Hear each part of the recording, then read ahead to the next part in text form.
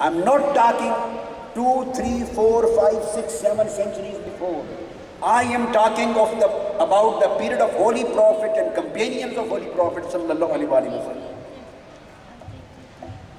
In the same way, in other hadiths narrated by Jabir, Imam Ibn Asakir quotes in Tarikh al-Dimashq, he uses the word قَدْ تَفَرَّقَتْ جَمَاهِيرُ قُرَيْشِ. The word Jumhur has been categorically used in this particular hadith too. And if you study the books on Islamic law, books of Islamic law and Islamic jurisprudence, written 1200 years before, 1000 years before, not today. In the early days and early centuries of Islam, so this term was frequently used by Muslim jurists, those jurists who belong to the early generations of Islamic history.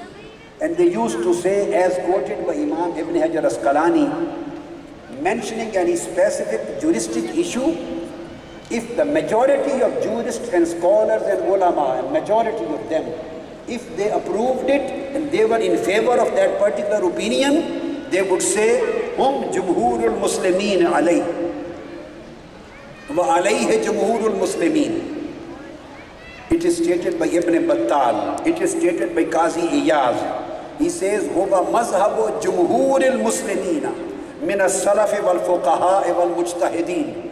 That this particular juristic opinion, this is the mazhab, this is the view of Jumhur, majority of Sahaba, Tabi'een, Aimma, jurists and fuqaha and muhaddiseen. This is a term you can find hundreds and thousands times if you go into the original sources of Islamic law and Islamic jurisprudence. They used to say, after having a discussion and debate and critical analysis of different juristic opinions and views, finally, when they would agree upon a certain view, and they used to find that majority of the jurists and jurisprudentialists and scholars and classical authorities, they are in favor of this political view. They would always say, Kama i'taqadahu Jumhurul Muslimin, wa qala Ibn al-Hammam, according to the mazhab of Imam Abu Hanifa, ittafaqa alayhi al-arba'atu wa Jumhur al-Muslimin. وقال, author of the Hidayah, Markhinani, said, Ittafaqa alayhi al-arba'a wa Jumhur al-Muslimin. All four imams of fifth school of law and Jumhur, overwhelming majority of the Muslim scholars, they agree to this view. So this, again, you know, the concept of democracy is based on to accept the majority opinion in Senate, in Congress, in the society, during your vote, your election. If you go for a majority opinion, you accept this is what the society wants. So the concept of adopting the majority opinion was given by Prophet Muhammad sallallahu alaihi wasallam himself to his ummah. And this is the foundational principle of democracy, which most of people today, they have neglected it, they have ignored it, or they have not gone through these original sources to understand that the principle of following the majority opinion was never given by the Western world to Islamic world. So this was a concept which was introduced by Prophet Muhammad, peace be upon him, to his followers.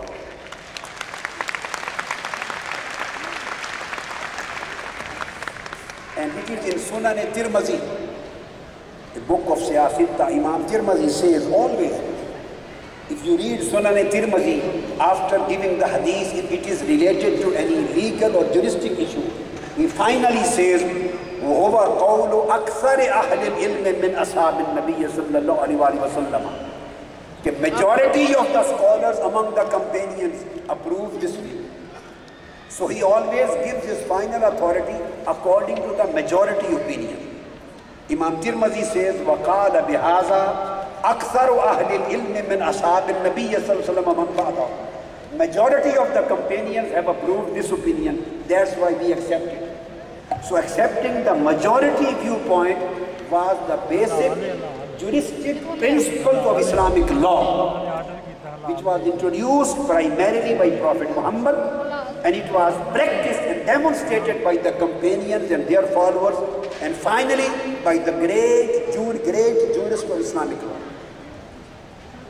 Because Holy Prophet ﷺ gave this basic principle, and he said, "Isnani khayrun min wahidin." This hadith is reported by Abu Dharr Ghifari radiyallahu ta'ala anhu, and reported by Imam Ahmad bin Hanbal. He says, Holy Prophet said, "Isnani khayrun min wahidin, wa salasun khayrun min isnayn, wa arba'atun khayrun min salasa, fa alaykum bil jama'ah. فإن الله لن يجمع أمتي إلا على هدى ولن يجمع أمتي على الضلالة." Holy Prophet ﷺ said, I am talking 14, 15 centuries before. He as a prophet of Islam, as head of Islamic State, he is giving a basic fundamental law to his ummah. He says opinion of 2 is better than 1. Opinion of 3 persons is better than opinions of 2. Opinion of 4 persons is better than opinion of 3 persons. By giving these 3 examples, then he says, "For alaykum bil jama'ah," you should always go for majority. Follow whatever the decision has been given by the majority.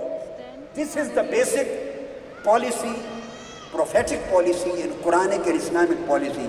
Because if you follow the majority opinion, you will find Almighty Allah's hand of protection, divine hand of protection on majority. In the same way, it was always stated by Sayyidina Umar radiyallahu ta'ala anhu. He used to give these instructions when he was the caliph, head of the state. He said, he was addressing the members of parliament. Sayyidina Umar, the second guided caliph, he was addressing the members of parliament of Medina, and he said, "Tushawiru fi amrikum." If there is any issue to be decided, you should bring that issue in the parliament to decide. You should hold a consultative session, consultation on it. فَإِنْ كَانَ إِسْنَانِ وَإِسْنَانِ. If opinion is equally divided, this is a policy given by the second caliph, Sayyidina Umar. If the opinions are equally divided, 2 are on this side and 2 are on other side. If there were 4, he says, then you should go take the case to the parliament. And if majority is on one side and minority on the other side, he said, فَخُذُوا صِنْفَ الْأَكْثَرِ. It is obligatory on you to adopt the opinion of the majority of the shura, majority of the parliament. This is reported by Imam Ibn Sa'd in Tabaqat, and Imam Hindi in Kanzul Ummal. And again, he further stated, if there is a small group discussing a certain matter, and he said if the whole opinion is divided into 2, even it is divided into 2, equal votes are on one side and other side, then he said, Abdul Rahman bin Auf will have a right of casting vote. Then he will cast his vote as the final if the opinion is totally divided in equally. So all these principles were given by Holy Prophet sallallahu alaihi wasallam. And Holy Prophet said, reported by Abu Huraira radiyallahu ta'ala anhu, and it is stated in Holy Quran that Shawirhum fil amr. You should decide your matters on the basis of consultation. وَأَمْرُهُمْ شُورَى بَيْنَهُمْ. And the Muslim society is under an obligation to decide the matters and policies in the parliament on the basis of shura, mushawarat, proper consultation. This is the basic. And Holy Prophet said, Inna inka idha kana umara'ukum khiyarukum. Holy Prophet decided and defined the good governments. He said, if you find the rulers and the governments good, then umurukum shura bainakum. If the Islamic government is a good government, it means that it would never be a dictatorial rule. It will follow democratic rule. Umurukum shura bainakum. if the governments take the cases to the parliament and the decisions and policies are made with the popular consent of the people of the society, not by dictatorial will or wish of the ruler, Holy Prophet said, then consider these governments to be good governments. Democratic governments are declared to be the good governments by Holy Prophet sallallahu alaihi wasallam.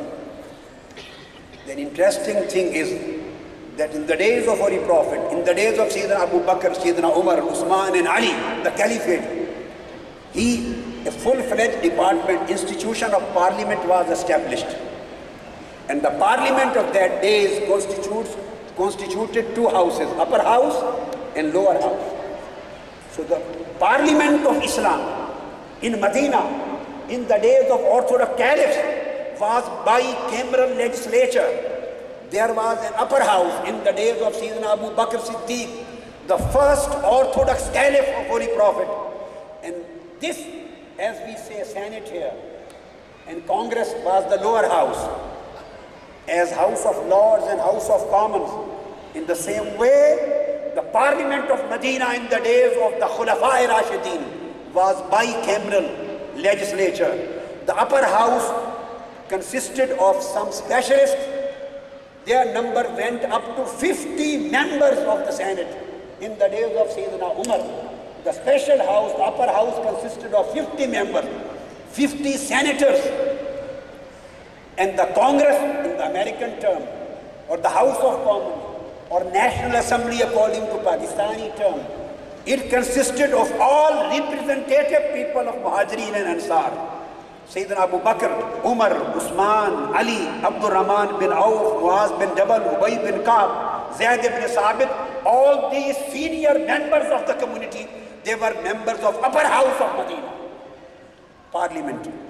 And then, when other provinces were established, their members were taken from Makkah, members were taken from Najran, from Bahrain, from Taif, different provinces, from Sana'a, from Hadramaut, Yemen, from Dawmatul Jandar, every single province or state, because a confederation was coming into existence. Different states and provinces was uniting, and the Islamic State was expanding. So equal representation was being given to every province and every state in the whole world. And this, the same principle continued throughout the Islamic history.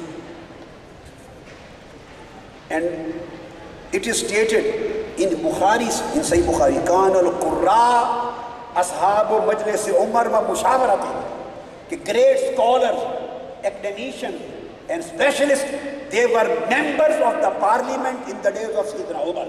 This is in Sahih Bukhari. And they were people belonging to every age, and same is reported by Imam Ahmad bin Hanbal.